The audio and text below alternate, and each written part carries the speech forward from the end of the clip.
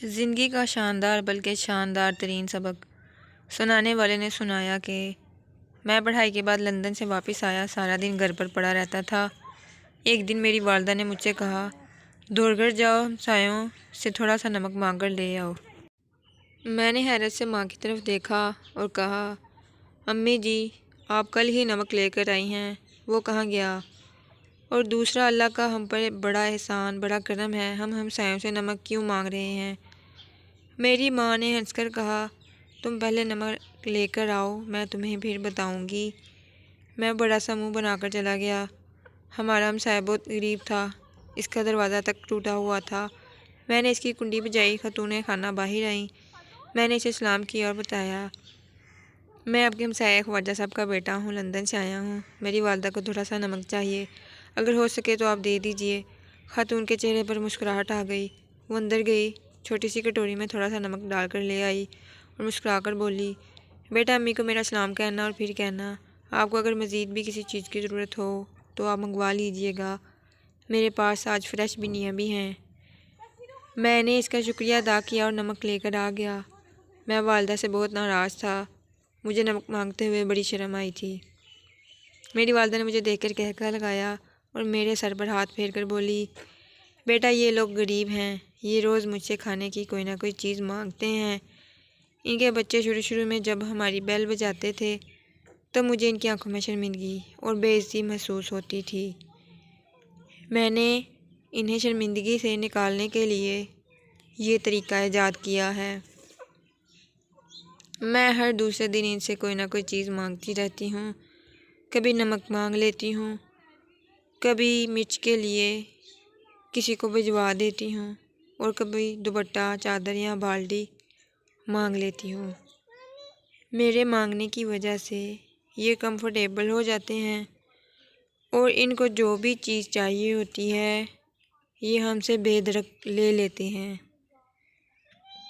یہ سن کر میری آنکھوں میں آنسو آ گئے۔ میں نے اپنی ماں کا ہاتھ تھاما اور دیر تک چومتا رہا۔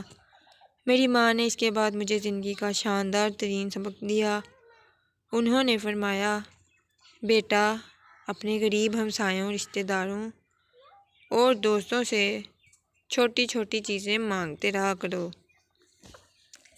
اس سے ان کی انا کی بھی تگری رہتی ہے اور ہمارا چیپ محسوس ہوتی ہے، لیکن آپ یقین کریں ان کی اس چیپ حرکت سے ان کے اپنے پرانے دوستوں، رشتہ داروں کے ساتھ تعلقات بہت آئیڈیل ہیں۔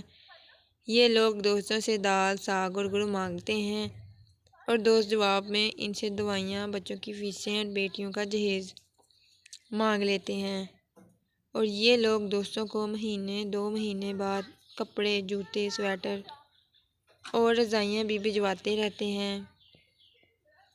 آپ خود سوچئے، یہ لوگ اگر ان سے گڑ نہیں مانگیں گے تو یہ غریب دوست ان سے اپنی تکلیف اور ضرورت کا ذکر کیسے کریں گے، اور یہ اگر ان سے بھی اپنی ضرورت بیان نہیں کریں گے تو پھر یہ کس کے پاس جائیں گے؟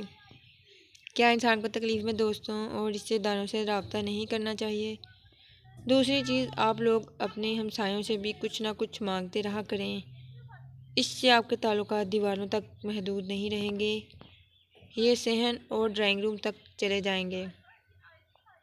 لیکن اس کے لیے ایک بات کا خاص خیال رکھیں، پنجاب کی پرانی روایت تھی، ہماری دادیاں اور نانیاں دوسروں کا برتن خالی واپس نہیں بھجواتی تھی۔ اگر ایک کے گھر سے سالن آتا تھا تو واپس پر اسی برتن میں حلوہ یا میوہ آ جاتا تھا۔ اس بہانے اسلام آباد آتے ہیں، میں انہیں ڈاکٹر کو دکھا دیتا ہوں، 2-3 دن ان کی خدمت کرتا ہوں، واپسی پر انہیں جوتے اور کپڑے بھی لے کر دیتا ہوں اور ہم 1-2 دن ہنس کھیل بھی لیتے ہیں۔ مجھے اس وقت والد کی منطق سمجھ نہیں آتی تھی، لیکن جب میں نے نمک کا واقعہ سنا تو مجھے والد، تمباکو اور ان کے سارے پینڈو دوست یاد آ گئے، اور پھر میں دیر تک سوچتا رہا، ہماری بزرگ نسل کتنی شاندار اور وسیع القلب تھی، یہ کس طرح لوگوں کو اپنے ساتھ جوڑ کر رکھتی تھی، جبکہ ہم تقسیم در تقسیم نسل ہیں، ہمارا اپنی ذات کے ساتھ بھی تعلق ٹوٹ چکا ہے۔ لاہور میں میرے ایک دوست رہتے تھے، اللہ تعالیٰ انہیں جوار رحمت میں جگہ دے۔ میں جب بھی ان سے ملنے جاتا تھا وہ کسی نہ کسی ریسٹورنٹ میں دعوت کرتے تھے، 10 15 20 لوگوں کو انوائٹ کرتے تھے، اور آخر میں بل ہمیشہ اپنے کسی نہ کسی غریب دوست سے دلاتے تھے۔ مجھے ان کی یہ حرکت بہت بری لگتی تھی۔ میں سوچتا تھا یہ کیا چول حرکت ہے۔ وہ بیچارہ ہمارے سامنے موٹر سائیکل یا رکشے پر آیا اور شاہ صاحب نے اسے 10 15 ہزار روپے کا بل ٹھونک دیا۔ اللہ تعالیٰ نے انہیں انتہائی خوشحال بنا رکھا ہے، انہیں کم از کم یہ چول نہیں مارنی چاہیے۔ میں کئی برس تک شاہ صاحب کی اس حرکت پر کرہتا رہا، لیکن پھر ایک دن شاہ صاحب پکڑے گئے۔ میں واش روم میں تھا، شاہ صاحب بھی اپنے غریب دوست کو پکڑ کر واش روم میں لے گئے۔ وہ دونوں نہیں جانتے تھے میں اندر ان کی گفتگو سن رہا ہوں۔ شاہ صاحب نے اپنے غریب دوست کی ٹھوڑی کو ہاتھ لگایا اور اس سے کہا، یار حماد بھائی میرے دوست ہیں، یہ مجھے بل نہیں دینے دیں گے، تم یہ پیسے رکھو، اور جب ویٹر بل لائے تو تم بل پکڑ کر زبردستی ادا کر دینا۔ اگر میرے دوست ضد کریں گے تو میں ان سے کہوں گا یہ دعوت حماد کی طرف سے تھی، لہٰذا بل یہی دے گا، پلیز میرا پردہ رکھنا۔ حماد نے آہستہ آواز میں سرگوشی کی، شاہ جی آپ پیسے رہنے دیں، بل میں دے دوں گا۔ شاہ صاحب نے دوبارہ اس کی ٹھوڑی کو ہاتھ لگایا اور منت کے لہجے میں کہا، حماد پلیز تم یہ رقم ادھار سمجھ کر رکھ لو، لیکن بل اسی سے ادا کرو۔ اور اس کے ساتھ ہی رقم اس کی جیب میں ڈال دی۔ وہ دونوں واش روم سے نکل گئے تو میں بھی آنکھیں صاف کرتا ہوا باہر آ گیا۔